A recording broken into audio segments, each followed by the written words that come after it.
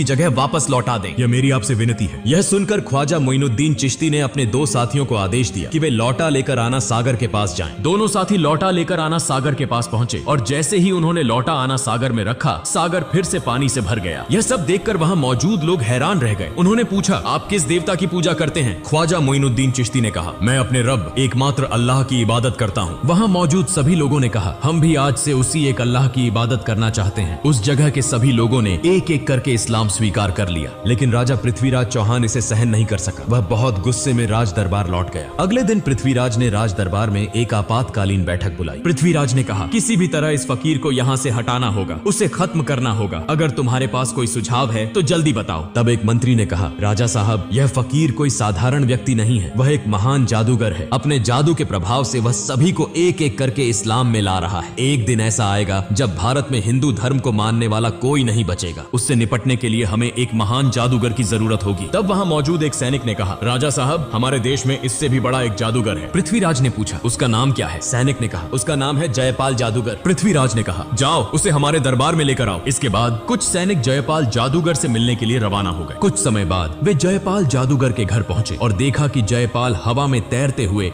गहरी ध्यान अवस्था में है। जैसे ही उसने सैनिकों को देखा, वह नीचे उतर आया और कहा, राजा ने तुम्हें भेजा है ना? यह सुनकर सैनिक चौंक गए। उन्होंने सोचा कि अब काम बन जाएगा। उन्होंने सारी बातें जयपाल जादूगर को बताई। फिर वे जयपाल जादूगर को राज दरबार में लेकर आए। जयपाल ने पूछा, राजा साहब, आपने मुझे क्यों बुलाया है? राजा पृथ्वीराज ने कहा, हमने सुना है कि आप भारत के सबसे बड़े जादूगर हैं। हम एक बड़ी समस्या में फंसे हैं और आपको इसे हल करना होगा। जयपाल ने कहा, बताइए, मैं आपके लिए क्या कर सकता हूँ? पृथ्वीराज ने कहा, आप भी हिंदू हैं और हम सभी हिंदू हैं, लेकिन कहीं से एक फकीर आया है। वह अपने जादू के प्रभाव से एक एक करके सभी को हिंदू धर्म छोड़कर इस्लाम में ले जा रहा है। आपको उससे मुकाबला करना होगा। अगर आप उसे देश से भगा सकते हैं या उसे खत्म कर सकते हैं तो आपको एक बड़ा इनाम दिया जाएगा। यह सुनकर जयपाल जादूगर ने कहा, महाराज, आप चिंता न करें। कितने बड़े बड़े जादूगर मेरे सामने झुके हैं और यह तो केवल एक साधारण फकीर है। इसे खत्म कर ही मैं आपके सामने आऊंगा। इसके बाद जयपाल जादूगर अपने जादू की मदद से गरीब नवाज ख्वाजा मोइनुद्दीन चिश्ती रहमतुल्लाह अलैहि को खोजने निकला। कुछ दूर जाने के बाद जयपाल जादूगर ने देखा कि ख्वाजा मोइनुद्दीन चिश्ती रहमतुल्लाह अलैहि तारा पर्वत की एक चट्टान के कोने में अल्लाह की इबादत में मग्न है। वह कोई दिशा नहीं देख रहे। यह देखकर जयपाल जादूगर पीछे से उस दिशा में बढ़ा और बोलने लगा, इस फकीर को मारना मेरे लिए कोई बड़ी बात नहीं है। मैंने पीछे से आकर देखा भी नहीं। यह कौन सा जादू है? यह कहकर उसने अपने जादू से उस पर्वत से एक विशाल चट्टान को उठाया और जैसे ही वह ख्वाजा मोइनुद्दीन चिश्ती को दबाने के लिए जा रहा था, ख्वाजा मोइनुद्दीन चिश्ती रहमतुल्लाह अलैहि ने अपनी अंगुली उठाकर कहा, हे तारा पर्वत की चट्टान, क्या तुम नहीं देख रहे कि मैं अल्लाह की इबादत कर रहा हूँ? अगर तुम अल्लाह की तरफ से आई हो तो मुझे दबाकर मार दो, और अगर तुम शैतान की तरफ से आई हो तो वहीं खड़ी रहो। यह सुनते ही चट्टान वहीं रुक गई, एक इंच भी नहीं हिली। जयपाल जादूगर एक के बाद एक जादू दिखा रहा था, लेकिन कुछ भी कर नहीं पा रहा था। इस शक्ति को देखकर जयपाल जादूगर हैरान और चकित हो गया। उसने समझ लिया कि यह साधारण व्यक्ति नहीं है और मेरे जादू का यहाँ कोई असर नहीं होगा। इसलिए बिना देर किए जयपाल जादूगर ने ख्वाजा मोइनुद्दीन चिश्ती रहमतुल्लाह अलैहि के सामने हार मान ली और इस्लाम धर्म स्वीकार कर लिया। अगले दिन से पूरे भारत में यह खबर फैल गई कि भारत का सबसे बड़ा जादूगर जयपाल एक फकीर के सामने हार गया और उस फकीर का नाम गरीब नवाज ख्वाजा मोइनुद्दीन चिश्ती रहमतुल्लाह अलैहि था। उसने इस्लाम धर्म अपनाया और उसी रब की इबादत की जिसके सामने किसी भी शक्ति का मुकाबला नहीं हो सकता। भारत के लोग कहने लगे, वह जिस रब की इबादत करता है उसकी शक्ति कितनी बड़ी होगी कि उसका सामना करने के लिए कोई भी शक्तिशाली नहीं है। हमें भी उसी रब की इबादत करनी चाहिए। यह कहकर लोग दल बदल कर इस्लाम धर्म अपनाने के लिए ख्वाजा मोइनुद्दीन चिश्ती रहमतुल्लाह अलैहि के पास जाने लगे। यह खबर पाकर राजा पृथ्वीराज चौहान बहुत चिंतित हो गया। वह समझ नहीं पा रहा था कि अब क्या करे। तब एक मंत्री ने कहा, राजा साहब, जयपाल जादूगर ने इस्लाम धर्म स्वीकार कर लिया है और बहुत से लोग एक एक करके इस्लाम धर्म अपनाने जा रहे हैं। मुझे लगता है कि वह साधारण व्यक्ति नहीं है, उसकी बहुत शक्ति है, उसे हराना असंभव है, हमें उसकी बात माननी चाहिए। राजा पृथ्वीराज चौहान ने कहा, इतनी आसानी से मैं हार मानने वाला नहीं हूँ, इसलिए तुम लोग जाओ और उस फकीर को यहाँ बुला कर लाओ। इसके बाद कुछ सैनिक उस फकीर के पास खबर देने के लिए रवाना हो गए। वे वहाँ पहुँचे और कहने लगे, राजा साहब आपको बहुत महत्वपूर्ण बात करने के लिए बुला रहे हैं। तब ख्वाजा मोइनुद्दीन चिश्ती रहमतुल्लाह अलैहि खुद राजपथ पर राजा पृथ्वीराज चौहान से मिलने के लिए निकल पड़े। इसी दौरान उस इलाके में एक हिंदू पंडित था जो रोज पूजा करने मंदिर जाता था और मूर्तियों के सामने दूध अर्पित करता था। एक दिन उसकी बेटी ने पंडित से पूछा, पिताजी, आप रोज दूध लेकर मंदिर जाते हैं और वह दूध मूर्तियों के सामने डालते हैं, क्या मूर्तियाँ दूध पीती हैं? पंडित ने कहा, बिल्कुल नहीं, मूर्तियाँ कभी दूध नहीं पीती, हम उन्हें पूजा करते हैं। उसकी बेटी ने कहा, पिताजी, मैं देखना चाहती हूँ कि क्या सचमुच यह मूर्तियाँ दूध पीती हैं। पंडित ने कहा, ऐसी बातें नहीं करनी चाहिए, यह हमारे भगवान की मूर्तियाँ